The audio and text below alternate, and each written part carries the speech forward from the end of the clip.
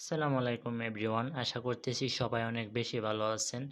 So আমরা কিভাবে আমাদের যে ভিডিওটি রয়েছে সেই ভিডিওটির নয়েজ, বাহিরে যে আওয়াজ আছে সেই আওয়াজটা কিভাবে রিমুভ করতে পারি, যেটাকে বলি আমরা নয়েজ।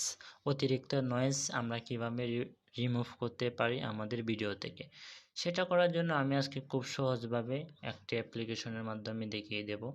আপনারা তো মোটামুটি সবাই ক্যাপকাট ইউজ করেন, আমিও ক্যাপকাট ইউজ করি। সেই ক্যাপকাটের মাধ্যমে আজকে আমাদের ভিডিও যে নয়েজগুলো আছে সেই নয়েজগুলো রিমুভ করব। ওকে, চলে গেলাম ক্যাপকাটে। ক্যাপকাটে আসার পর এখানে লেখা আছে নিউ প্রজেক্ট, আমরা এখানে ক্লিক করব।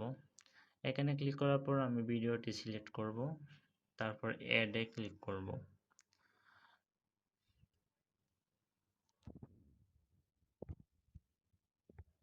অ্যাডে ক্লিক করলাম। অ্যাডে ক্লিক করার পর দেখেন আমার ভিডিওটি সেম এভাবে চলে আসবে। আপনি যদি আপনার এখান থেকে ক্যাপকাটের যে লোগোটা আছে সেই লোগোটা এখান থেকে ডিলিট করে দেবেন।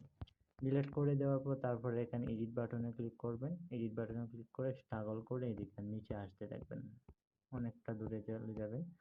চলে যাওয়ার পর এখানে আপনার সরাসরি লেখা থাকবে অডিও ইফেক্টের উপরে লেখা আছে রিডিউস নয়েজ।